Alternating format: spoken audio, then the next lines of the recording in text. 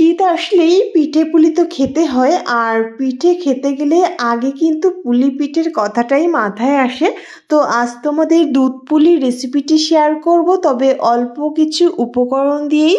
আশা করছি রেসিপিটি তোমাদের ভালো লাগবে। তো বন্ধুরা, পুরো ভিডিওটি দেখার অনুরোধ রইল। প্রথমেই কড়াইতে কিছুটা লিকুইড দুধ দিয়ে দিয়েছি, আর দুধে কিন্তু বেশ জাল উঠে গেছে। আর এদিকে কিছুটা আতপ চালের কুচি নিয়ে নিয়েছি। এটা হচ্ছে চালনি দিয়ে চালের গুঁড়ো চেলে নেওয়ার পর উপরে যে ছোট ছোট কুচি থাকে সেই কুচিটাই নিয়েছি। 2 চামচ মতো আতপ চালের কুচি দিয়ে দিলাম। এখানে তোমরা চাইলে সুজিও অ্যাড করতে পারো। দুধের সঙ্গে ভালো করে মিশিয়ে নিতে হবে প্রথমে, আর মাঝে মধ্যে নেড়েচেড়ে এই আতপ চালের কুচি আমি সিদ্ধ করে নেব। তার জন্য 2-3 মিনিট এইভাবে নেড়েচেড়ে জাল করে নিতে হবে। ফিরে আসছি 3 মিনিট পর, আর এই অবস্থায় দেখো কুচিটা পারফেক্টভাবে সিদ্ধ হয়ে গেছে, আর দুধটা বেশ ঘনও হয়ে আসছে। এবার দিয়ে দিচ্ছি এরই মধ্যে 1 বাটি নারকেল কোড়া। নারকেলটা পরিমাণে তোমরা একটু কমিয়ে বা বাড়িয়ে দিতে পারো। ভালো করে মিশিয়ে নেব। এখানে আমি নলেন গুড় দিয়ে রেসিপিটি তৈরি করছি। তোমরা চাইলে চিনি দিয়েও করতে পারো বা আখের গুড় দিয়েও করতে পারো। তো এখন যেহেতু শীতের সময়, তাই কিন্তু নলেন গুড়টাই খুব ভালো লাগে।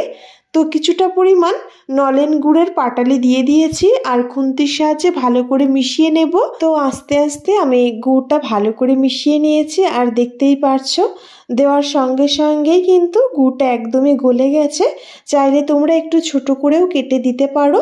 গুড়ের পরিমাণটা যেহেতু খুব বেশি দিইনি, তাই স্বাদ অনুযায়ী এখানে আরও 2-3 চামচ চিনি অ্যাড করে দিলাম।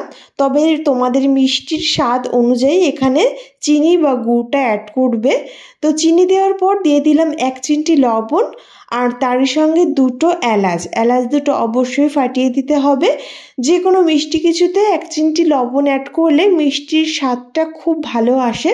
তো ভালো করে মিশিয়ে নেওয়ার পর 3-4 মিনিট জাল করে নিয়েছি, আর দেখো বেশ ঘন হয়ে আসছে। এইভাবে আরও 2-3 মিনিট জাল করে নেওয়ার পর পুরোটা ঠিক এইরকম শুকনো ভাব হয়ে আসছে, আর কড়াই থেকে কিন্তু উঠে আসছে। এইভাবে কিছুক্ষণ জাল করে নেওয়ার পর যখন দেখব পুরোটা ঠিক এইরকম রয়েছে আর আঠালো ভাব হয়ে আসছে, তখন নামিয়ে নিলাম। এবার একটা কড়াই বসিয়ে দিয়েছি, আর কড়াইতে দিয়ে দিচ্ছি এই বাটির মাপ করে 1 বাটি জল, আর তারই সঙ্গে পরিমাণ মতো লবণ। জলটা জাল ওঠার জন্য ওয়েট করব। যখন এইরকম ফুটতে শুরু করবে, দিয়ে দিচ্ছি সেই বাটির মাপ করেই 1 বাটি চালের গুঁড়ি। যে মাপ করে জলটা নেওয়া হবে সেই মাপ করেই চালের গুঁড়িটা দিতে হবে। এবার আস্তে আস্তে খুন্তি দিয়ে আমি চালের গুঁড়িটা ভালো করে মিশিয়ে নেব। এইভাবে মিশিয়ে নেওয়ার পর দেখতে পারবে বেশ শুকনো ভাব হয়ে আসবে, আর একটা ডো আকার তৈরি হয়ে আসবে। তো এইভাবে বেশ ভালো করে নেড়েচেড়ে মিশিয়ে নিয়েছি, আর দেখতেই পারছো বেশ ডো আকার তৈরি হয়ে আসছে। তো এইভাবে ভালো করে মিশিয়ে নেওয়ার পর একটা পাত্রে আমি নামিয়ে নেব, আর এই চালের গুঁড়িটাকে হাত দিয়ে ভালো করে মেখে নেব। তার জন্য প্রথমে একটা পাত্রে আমি নামিয়ে নিচ্ছি। যেহেতু বেশ গরম রয়েছে, তাই হালকা গরম অবস্থায় হাত দিয়ে ভালো করে মেখে নিতে হবে। যদি বেশি গরম মনে হয়, কিছু সময় ওয়েট করে এইভাবে হাত দিয়ে মেখে নিতে হবে। তবে একদম ঠান্ডা করে ফেলা যাবে না, একটু গরম অবস্থায় কিন্তু মেখে নিতে হবে। তো ভালো করে মেখে নিয়েছি এইভাবে একটু টাইম ধরে। তো এইভাবে ভালো করে মেখে নেওয়ার পর এরকম সফট একটা ডো তৈরি হয়েছে। এবার এই ডোটাকে সুতির একটা ভেজা কাপড় দিয়ে ঢেকে রেখে দেব, যাতে উপরটা শুকনো না হয়ে যায়।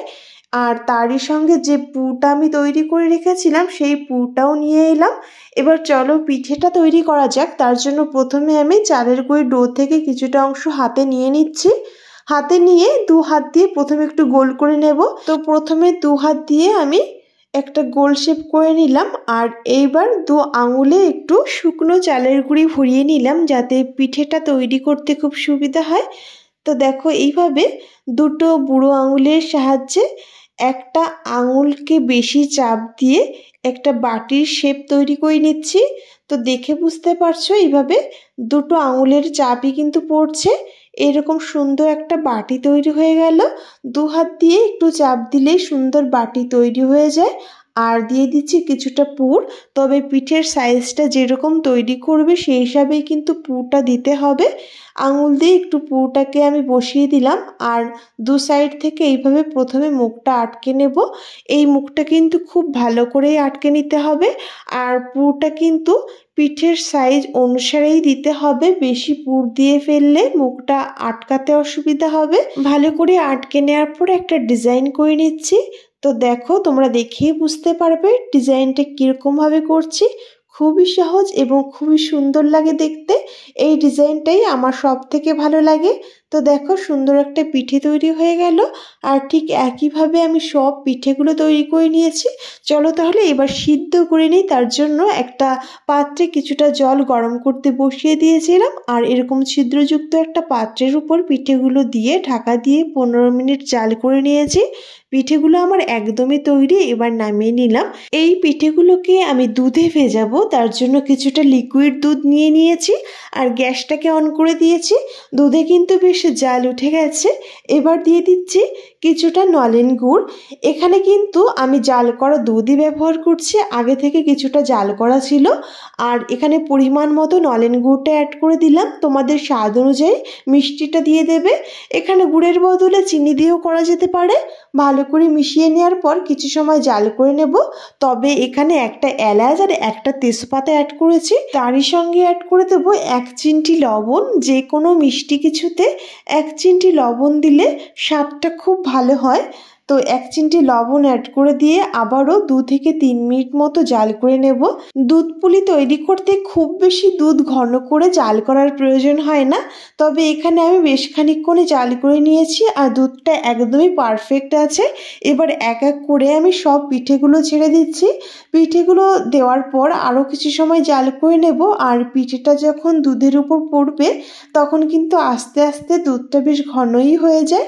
তো এইভাবে সব পিঠেগুলো দেওয়ার পর আঁচটাকে মিডিয়াম করে দিয়েছি আর একটা ঢাকনি দিয়ে ঢেকে দেব আর কিছু সময় জাল করে নেব। তো এইভাবে ঢাকা দিয়ে জাল করে নিয়েছি আরও 2-3 মিনিট। এই অবস্থায় পিঠেগুলো একদমই সফট হয়ে গেছে। খোলা অবস্থায় আরও 2-3 মিনিট জাল করে নিলাম আর পিঠেগুলো পারফেক্টভাবে তৈরি হয়ে গেছে। তবে পিঠেগুলোর উপরটা যেহেতু একদমই কালার আসছিল না, তাই কিন্তু শেষের দিকে একটু উল্টে দিলাম যাতে দু সাইডটাই বেশ সুন্দর একটা কালার চলে আসে। তবে উল্টে দেওয়ার প্রয়োজন হয় না, দু সাইডটাই খুব সুন্দরভাবে সফট হয়ে যায়। তো সব পিঠেগুলো এইভাবে আমি একটু উল্টে দিয়েছি আর একদমই পারফেক্টভাবে তৈরি হয়ে গেছে। এই অবস্থায় কিন্তু আঁচটা আমি বন্ধ করে দিয়েছি। এইভাবে উল্টে দিয়ে আবারও ঢাকা দিয়ে রেখে দেবো 10 মিনিটের জন্য।